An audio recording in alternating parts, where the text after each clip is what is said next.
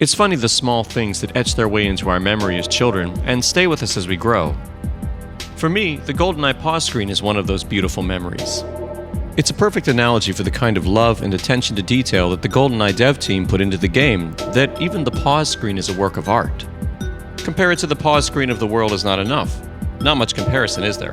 I would argue it's that kind of attention to detail that made Goldeneye such an impossible act to follow. The pause screen is, of course, Bond looking at his watch.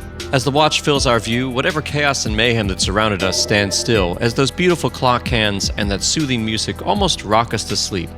That is, of course, until we finish our business and press the start button again. In my quest to acquire and use the guns from Goldeneye, the watch itself somehow escaped my attention. For a while, anyway. To be honest, I didn't even consider that it was a real watch. How naive I was. Not only is it a real watch, it's one of the most iconic watches in history, and the subject of today's video.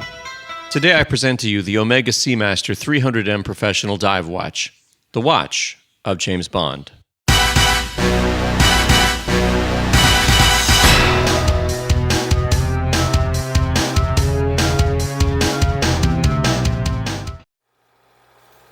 I think everyone knows watches are an important part of James Bond's history, but perhaps you haven't bothered to notice the exact type. In his first appearance in the 1962 film Dr. No, Sean Connery sports a Rolex Submariner with a leather strap. And the Rolex remained a staple of James Bond films until the 1990s. There are, however, some departures. In Thunderball, Bond is seen with a Breitling top time, which he uses as a Geiger counter. We also see a gold Gruen, which is believed to have come from Sean Connery's own personal collection. In the 1974 film Live and Let Die, Bond wears one of the most iconic digital watches in history, the Pulsar LED by Hamilton. This American-made watch still commands high prices on the used market, probably because of its association with the Bond franchise. This was the first watch in history to use an all-digital display. It was also near the beginning of what watch aficionados call the quartz crisis. You see, for centuries, the mark of a quality watch had been its ability to accurately measure time. The advent of quartz turned everything on its head. Quartz technology works by sending an electrical charge through a piece of quartz. Quartz will always vibrate at a predictable rate. The rate of the vibration can then be used to regulate the watch. And this sent the luxury watch industry into an absolute case of identity crisis. If an inexpensive quartz watch from Japan could keep time even better than a Rolex, then what was the point? To make a long story short, the high-end watch industry eventually staked its claim in the enthusiast market. During the quartz crisis, however, Bond films went on to feature several watches by the upstart Japanese brand Seiko. In the same way the watch industry had suffered during the quartz crisis, Bond had suffered following the departure of Sean Connery. 1995's Goldeneye was significant not only for the game it would give license to, but also for its reinvention of the James Bond character. While I always felt that Roger Moore had done a fine job portraying 007, there were others who found his performance too tongue-in-cheek or otherwise lacking a quality Connery had brought. Still worse, there was little doubt that Timothy Dalton had entirely missed the mark. This set the stage for not only a new Bond, but also a tweak to his style. When costuming the new Pierce Brosnan Bond, designer Lindy Hemming said, "I was convinced Commander Bond, a naval man, a diver, and a discreet gentleman of the world, would wear the Seamaster with the blue dial." While this decision would ruffle the feathers of some Rolex fans, it gave Bond's wrist a fresh look and, for the rest of us, an iconic pause screen that is forever burned into our retinas, and perhaps your TV. In the film Goldeneye, Pierce Brosnan wears an Omega Seamaster, reference number 254180, the very model you see before you. Now it's worth mentioning that this is a quartz movement.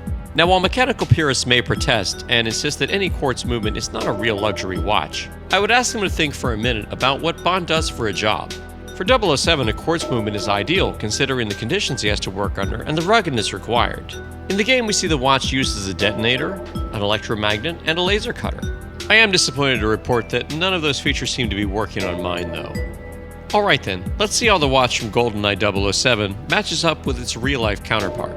We of course get our first look at Bond's watch in the very first level of the game. The moment we hit the start button, Bond's Omega Seamaster comes into view, and we get a glimpse of its 64-bit rendering. Unsurprisingly, I have to say the team at Rare did an amazing job modeling the Omega Seamaster, though it's not without its differences. In-game, the rotating bezel appears to be black, in contrast to the ocean blue bezel worn by Brosnan. It also seems to be portrayed more of as a computer, with a green LCD display. In reality, the Seamaster features a beautiful light-reflecting dial that, when held at different angles, gives the appearance of small waves. Even with such different interpretations, the hands and the hour indices make it clear that this is intended to be the Seamaster. Speaking of the hands, can we take a moment just to admire them? Taking their inspiration from the blade of a sword, the Seamaster's skeletonized hands are, in my opinion, the best hands made by anyone, period. In-game, the continuous sweep of the second hand is actually indicative of a mechanical movement, in contrast to the quartz movement shown in the film, with its noticeable tick-tock every second. The player's health and body armor are displayed as orange and blue indicators on either side of the dial. In reality, of course, the Omega Seamaster won't display any attributes of the wearer, apart perhaps from your depleted bank account. It does, however, offer an indicator of the date. And all of this is protected by a glare-resistant sapphire glass dome, a feature you would of course expect on a watch of this class. While it won't trigger remote mines, the crown can be used to set the time and date. Additionally, the crown is threaded, meaning it can be screwed into place, making it watertight for diving. At the 10 o'clock position, we find the helium escape valve. When divers are operating in pressurized conditions, they contain a mixture of gases, including helium. Helium is able to work its way into places that oxygen and water cannot. In theory, turning the helium release valve should allow any built-up gases inside to release in a controlled manner. Additionally, the Seamaster is designed for high visibility, in the darkness of a room or in the depths of the ocean. Another feature of the watch Rare did a beautiful job modeling is the 5-link titanium bracelet. Made of 825 titanium and extremely comfortable to wear, it's widely considered one of the best looking bracelets on the market. The clasp is top notch, featuring a nice clicky button release, and the diver's extension allows it to fit comfortably over a wetsuit. With all these features, you would probably think I'm a diver, right? No. To be honest, I've never been diving, and if it's anything like the water levels in video games, I think I'll pass. But the Omega Seamaster is so much more than a diving watch. It's a stunning timepiece that you can easily wear with a wetsuit, a business suit, or even a tuxedo. Side note, I've heard it's completely appropriate for those occasions when you have to infiltrate a Soviet-Russian chemical weapons facility. 'Cause that's the thing we all do, right? But regardless, the lines, the use of color, the way it catches the light, it's easy to see why this watch is a classic. So, should you own one? Well, that question is entirely dependent on you. Buying a watch like this has little to do with need. If you want one, you already know it. Just be ready to spend some money. A brand new one runs $3,950 on Amazon. But if you're looking for the version Brosnan wore, you should expect to pay somewhere between $1,500 and $2,000 on the used market. While that is a lot of money, it's worth remembering that a watch like this will maintain its value, if not increase over time. So perhaps you are interested in something like this, but don't want to spend as much money. First, let me steer you away from this novelty watch that I find every time I search Goldeneye watch. While I mean no disrespect to the person who designed this, it really is just a novelty. I just can't think of an occasion where this would ever be an appropriate timepiece, and if you bought one of these, I think you'd be missing out on the real experience. Instead, I would recommend the Invicta Pro Diver, a mechanical watch with an automatic movement. It can be had for $81 on Amazon, and even less on the used market.